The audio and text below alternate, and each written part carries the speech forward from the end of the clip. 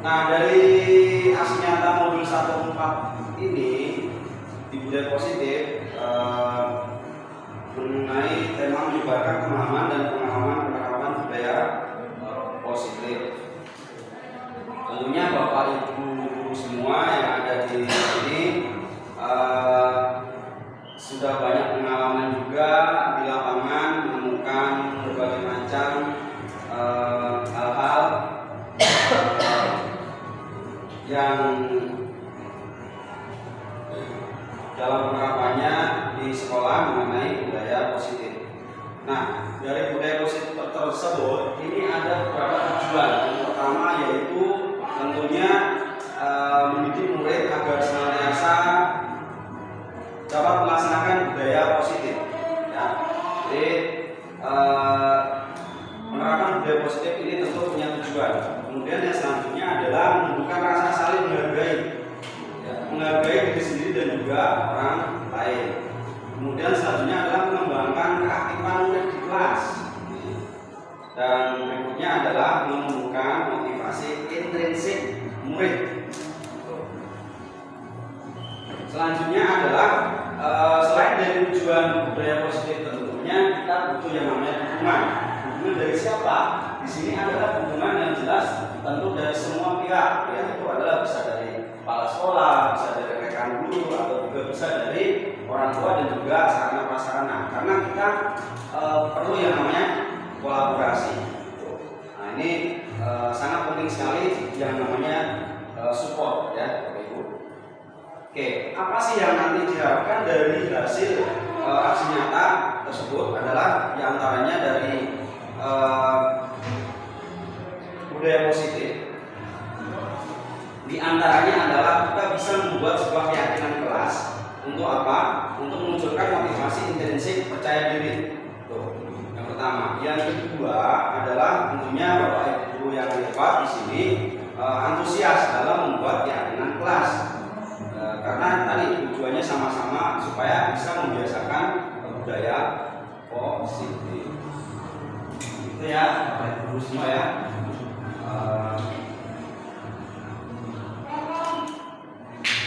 Selanjutnya dari apa yang bisa saya lakukan di sini di kegiatan pengimbasan aksi nyata budaya positif ada alurnya. Yang pertama ini adalah pendahuluan, kemudian selanjutnya adalah terkait dengan konsep, ya. Dari inti di sini adalah konsep perubahan paradigma belajar.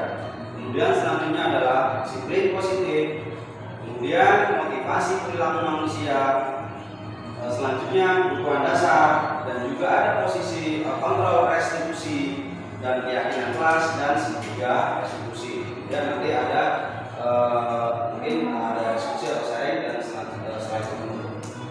Oke, kita bicara mengenai kesepakatan kelas. Nah, dalam forum diskusi ini tentu kita juga sama-sama punya aturan, ya, mungkin istilahnya di sini kesepakatan, ya, kesepakatan belajar. Ya, yang pertama itu adalah semua peserta punya kesempatan berpendapat. Seperti itu ya, ya. Ketika kita di forum apa aja yang jelas pada saat kita ada di forum situ pasti setiap peserta punya kesempatan berpendapat. Kemudian yang kedua adalah berpikiran terbuka dan saling menghormati. Jadi ketika ada rekan atau teman kita yang menyampaikan pendapat, ya kita tentu harus saling menghormati, ya. Karena setiap pendapat itu nggak ada yang salah menurut kita, ya kan? Pasti ya itu kan pendapat, ya, sah-sah saja. Kemudian yang ketiga kita berpendapat setelah dipersilakan. Monggo silakan, pendapatnya seperti itu. Nah, itu. Ini sama seperti kesepakatan dalam belajar. Nah, berpartisipasi penuh, meskipun hanya sebatas kita memberikan respon bagus, itu pun sudah termasuk bagian berpartisipasi. Atau cukup sudah berpartisipasi. Kemudian happy, gembira, seperti itu. Selanjutnya, selamat datang para guru hebat. Mari belajar bersama, berkolaborasi, saling mendukung demi mewujudkan disiplin positif di sekolah kita tercinta. Di mana Bapak Ibu guru? SMK Negeri 1 Cilengsi. cerdas, kreatif. Slang. Nah, ini yang kita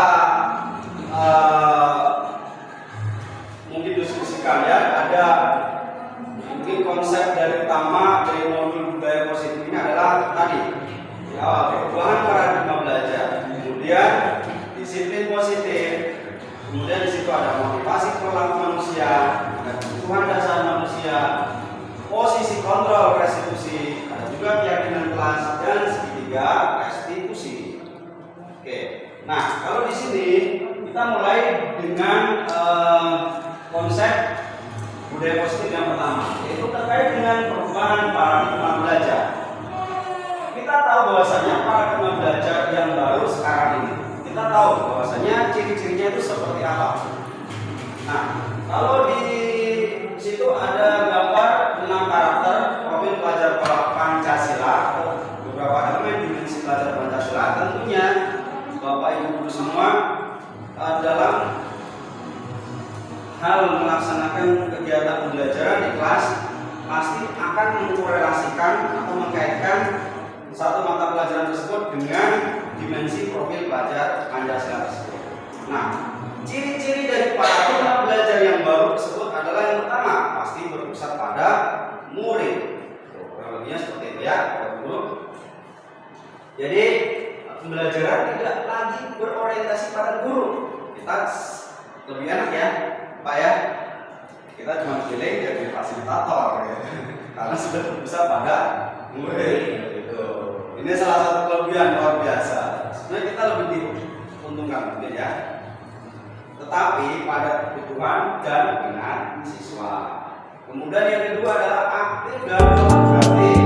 Ini adalah siswa didorong untuk aktif dalam kegiatan belajar, baik individu ataupun kelompok.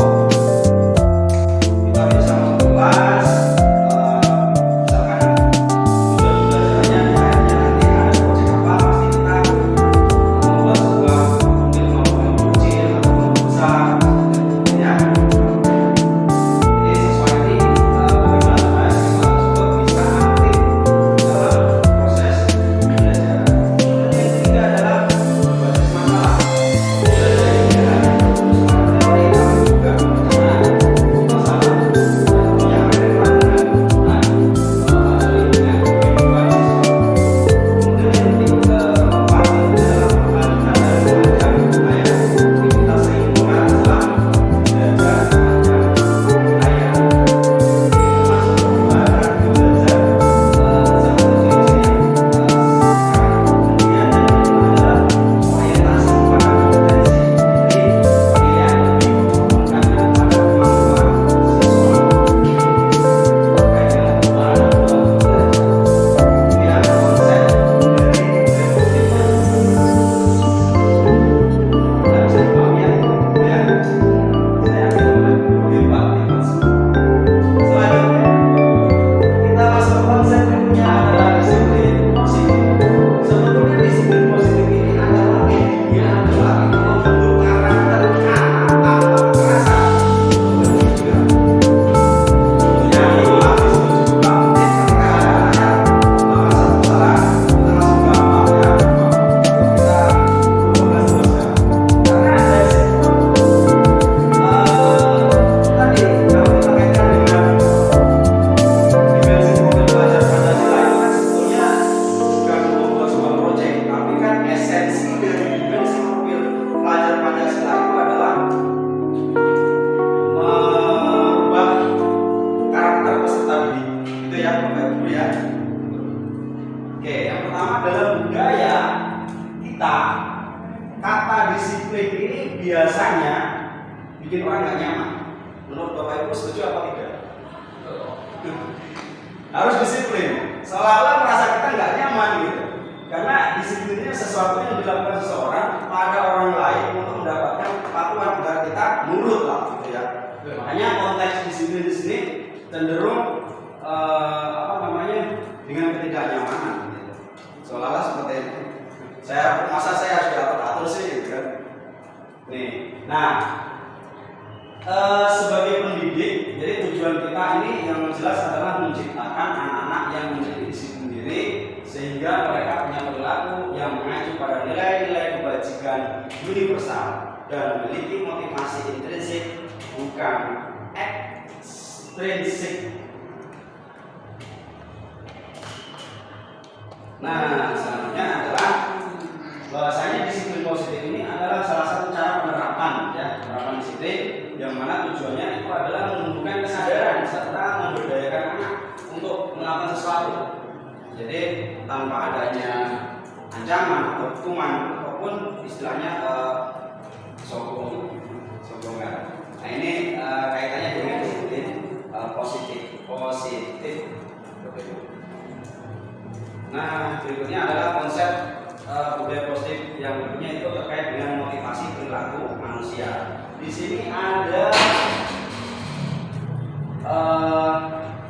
menghindari ketidaknyamanan dan hukuman. Kemudian di situ ada mendapatkan imbalan atau penghargaan dan selanjutnya ada menghargai nilai-nilai kebajikan. Nah, di bagian pertama menghindari ketidaknyamanan dan hukuman ini biasanya murid melakukan disiplin karena dia apa? Takut dihukum. Nah, ini masuk kategori motivasi ekstrinsik ya. Kemudian yang berikutnya adalah untuk mendapatkan imbalan atau penghargaan dari orang lain supaya dapat imbalan. Ya. Ini murid melakukan disiplin diri karena dia ingin mendapatkan imbalan. Ini adalah masuk kategori dari motivasi ekstrinsik. Selanjutnya yang poin ketiga terkait motivasi perilaku manusia adalah menghargai nilai-nilai kebajikan sendiri. Jadi murid ini melakukan disiplin diri karena dia sadar bahwasanya nilai kebajikan dirinya ini adalah bagian dari motivasi intrinsik.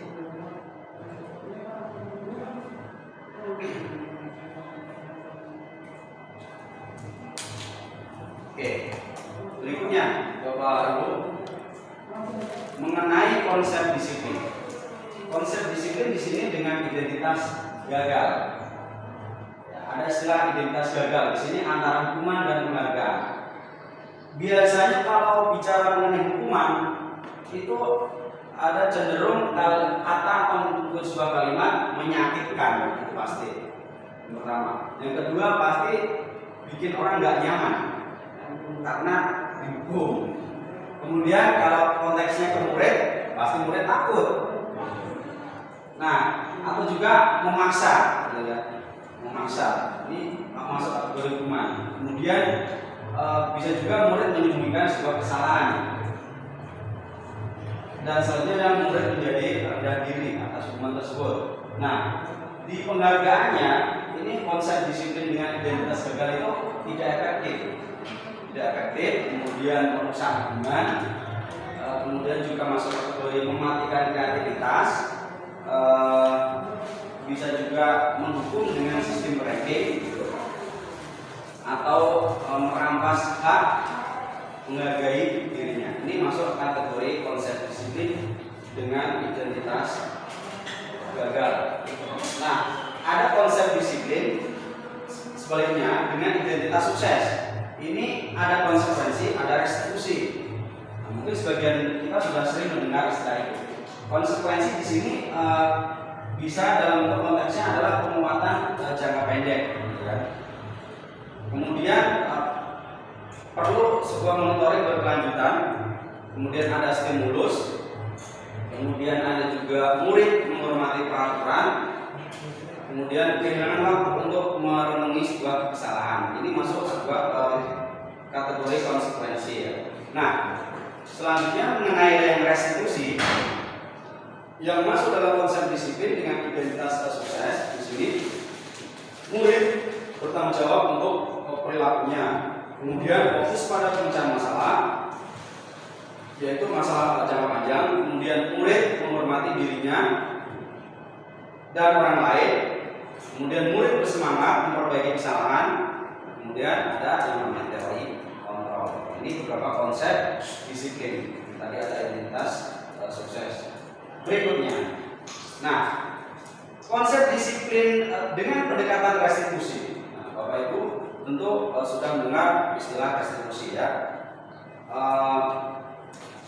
Restitusi di sini adalah sebuah proses menciptakan kondisi bagi murid untuk memperbaiki sebuah kesalahan mereka sehingga mereka bisa kembali pada kelompok mereka dengan karakter yang lebih kuat. Ini dosen 2004. Kemudian ciri-cirinya seperti apa? Ciri-cirinya adalah pertama belajar dari kesalahan, kemudian yang kedua memperbaiki hubungan, kemudian selanjutnya ada tawaran bukan paksaan. Ada juga ciri berikutnya adalah menuntut untuk melihat ke dalam diri, kemudian mencari kebutuhan dasar yang mendasari tindakan, fokus pada karakter bukan tindakan, dan juga menguatkan dan fokus pada solusi. Ini konsep disiplin yang terkaitan dengan pendekatan restitusi. Selanjutnya, nah perbedaannya apa? Kalau kita misalkan di sini ada sebuah kasus contoh, ada siswa yang sering tidak mengerjakan PR. Di sini ada sebuah hukuman, ada konsekuensi, dan juga ada restitusi. Dari contoh kasus di sini, misalkan di dalam hukumannya adalah guru tersebut menghukum siswa, ya, bermat tidak selama 20 menit. Bagaimana rasanya? 5 menit aja kita udah capek, ini 20 menit. Nah, ini artinya kategori hukuman ini menurut saya ya menyakitkan gitu. Ya. Kemudian guru marah dan murid jadi takut. Ya. Mudah-mudahan Bapak Ibu guru yang hebat semua di sini ketika masuk kelas mendapati sebuah anak peserta didiknya tidak mengerjakan PR, lantas langsung marah, teriak-teriak, "Woi, kamu kenapa nggak mengerjakan PR?" Gitu. Nah ini bahaya ya. Nanti mungkin bisa berakibat muridnya menjadi takut. Nah, kemudian yang jadi konsekuensinya apa? Konsekuensinya di sini adalah guru memberikan konsekuensi pada anak, misalkan tadi mengerjakan, nah kamu bisa mengerjakan PR nanti setelah istirahat, gitu. Tapi dengan catatan kamu 2 kali lipat mengerjakannya. Nah ini kan bagian dari konsekuensi. Atau guru tegas dan siswa menghormati peraturan. Nah, untuk dari restitusi sendiri itu seperti apa, Bapak Guru? Jadi di sini kita menggunakan segitiga restitusi ya, menanyakan keyakinan kelas juga atau dirinya dan juga membantu siswa menyelesaikan masalahnya. Kemudian guru terbuka dan siswa menghormati dirinya dan orang lain.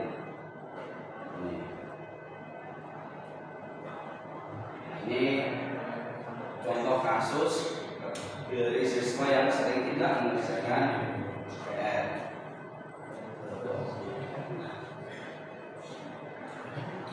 Nah, kita masuk ke konsep budaya positif yang berikutnya, yaitu posisi kontrol guru. Ini menurut Dian dosen ini ada 5 yang bisa diterapkan guru, baik guru atau orang tua ataupun pimpinan insan, yaitu sebagai penghukum, kemudian pembuat rasa bersalah, kemudian yang ketiga pembuat rasa bersalah, kemudian yang ketiga teman, kemudian yang keempat pemantau, dan yang kelima guru sebagai manajer.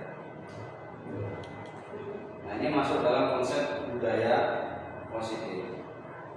Nah kita berbicara selanjutnya ini konsep budaya positif, yaitu mengenai keyakinan kelas. Ya. Di keyakinan kelas sendiri ini adalah sesuatu yang diyakini bersama, yang berasal dari penyatuan pikiran untuk menjadi nilai-nilai kebaikan untuk diturunkan di kelas. Saya rasa Bapak Ibu juga mungkin sebagian besar sudah membuat sebuah keyakinan kelas ya. Agar tujuannya adalah mereka mengikuti atau mematuhi apa yang sudah disepakati di kelas tersebut. Ini sedikit ada contoh gambar,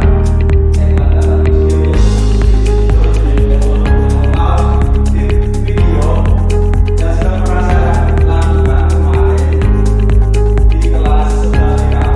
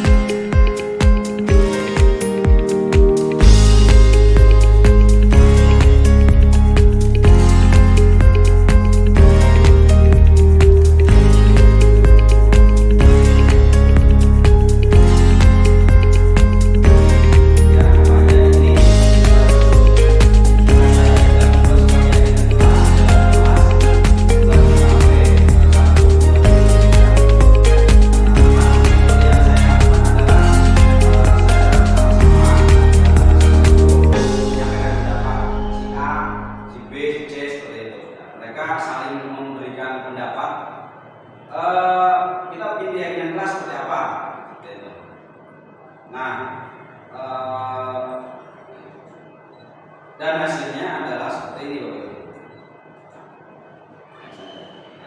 Ini diantara hasil keyakinan kelas di 11 DKP 1, kira-kira hampir sama sih. Wajib hadir tepat waktu, kemudian menghargai pendapat teman. Yang ketiga adalah ini boleh minum tanpa izin. Kita makan nggak boleh, harus izin dulu ketika keluar kelas.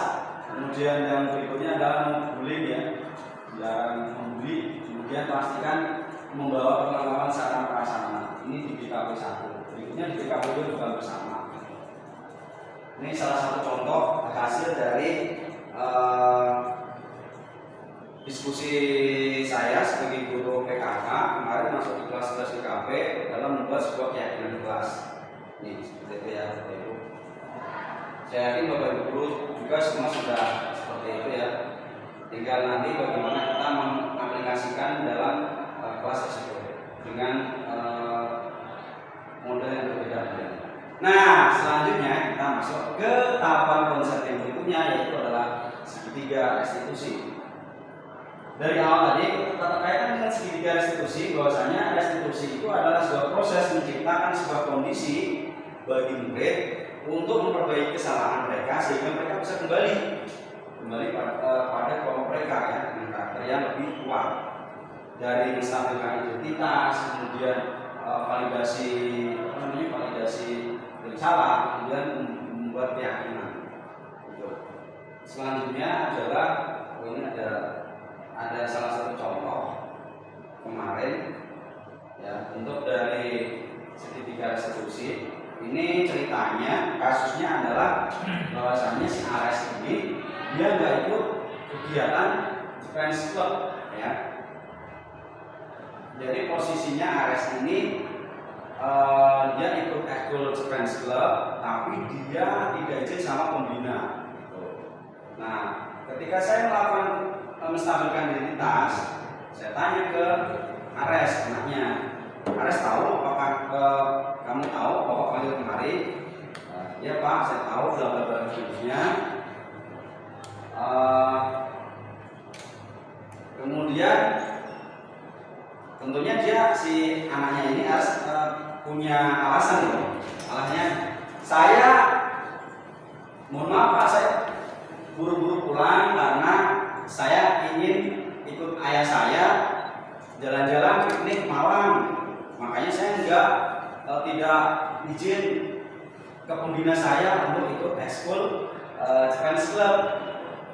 Oke, mungkin hal tersebut bagi Bapak adalah ada juga teman-teman kamu yang seperti itu. Nah, mungkin lain kali sebaiknya kamu ya bisa izin dulu sama pembina kamu seperti itu. Ya. Ini salah satu contoh terkait dengan segitiga restitusi. Nah, mungkin itu Bapak Ibu.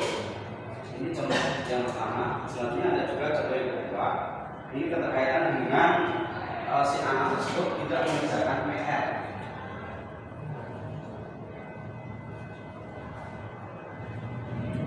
Nah, jika mengerjakan PR itu, ya tentunya saya tidak langsung marahin mereka. Kenapa kamu nggak ngerjain PR?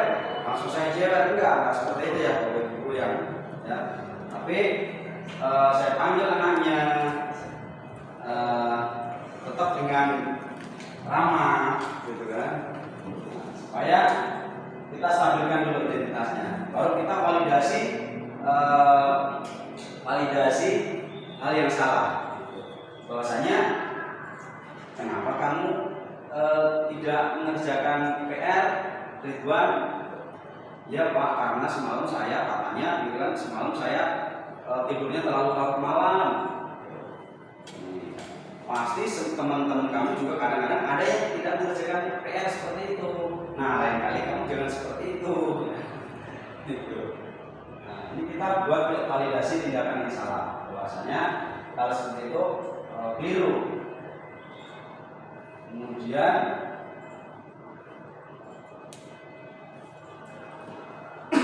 seperti penjelasan yang sebelumnya tadi, kita menaikkan keyakinan bahwasanya mungkin mungkin kamu nanti mengerjakan PR-nya setelah jam ini tapi di dalam kelas, habis itu diserahkan ke bapak. Ini tahapan-tahapannya sebetulnya dari konsep segitiga eksekusi seperti itu. Oke Bapak Ibu.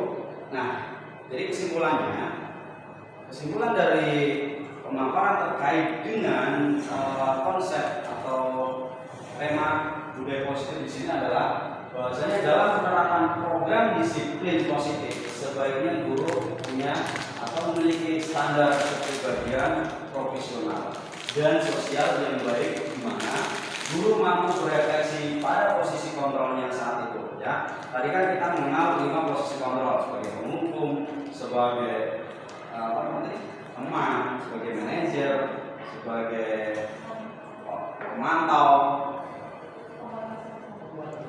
membuat oh iya betul, luar biasa yang hebat. Ini mudah-mudahan dari kesimpulan konklusinya adalah bagaimana perjalanan dirinya sebagai seorang among. Kita among kan ya? Among ya? Iya. Bahasa Sunda, bahasa Among itu ya bahasa Indonesia. Bahasa Indonesia ya? Bahasa Indonesia. Posisinya sebagai manajer yang menuntun murid-murid menjadi insan yang mandiri, merdeka, dan bertanggung jawab. Ini sesuai dengan standar nasional pendidikan. Selanjutnya adalah kita harus sharing atau diskusi. Nah, apakah Bapak Ibu sudah pernah menjadi kelas? Saya yakin Bapak Ibu sudah. Ya kan, tinggal gimana kita mengimplementasikan. Setiap guru punya metode, punya cara, punya gaya, atau kita istilahnya kalau dalam di kurikulum merdeka itu ada kan pembelajaran berdiferensiasi ya, dengan gaya belajar yang gimana caranya gitu. Kemudian bagaimana perasaan Bapak Ibu guru setelah menerapkan kegiatan kelas? Apakah semakin menambah masalah atau semakin enjoy? Dan bagaimana responnya? Respon murid sendiri? Apa makin senang? Aduh, senang saya masuk jam 4 bulan banyak speaking, materi tidak ada. Itu seperti itu ya. Oke, ini singkat aja. Dan terima kasih. Mudah-mudahan kita sebagai calon guru penggerak angkatan 11 semoga tergerak, lekas bergerak, mari menggerakkan. Saya pakai background angka Indonesia karena bulan Agustus. Terima kasih. Mohon maaf kurang lebihnya. Yang benar dari Allah SWT, yang salah bukan dari saya. Terima kasih. Selamat malam.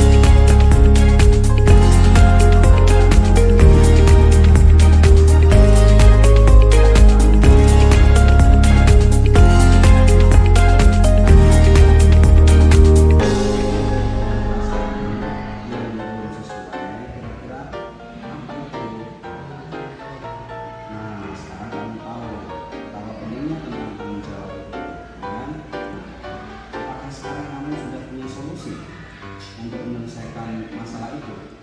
Bapak, saya minta maaf pada Bapak. Yang kedua, saya minta tidak akan diulang malam lagi. Dan yang ketiga, saya akan mengerjakan tugas dan mengirimkannya kepada Bapak esok hari. Baik. Ya, terima kasih ya Ridwan ya. Akhirnya Bapak sangat mengapresiasi atas tugas tanggung jawab kamu yang kamu lakukan. Nah, sekarang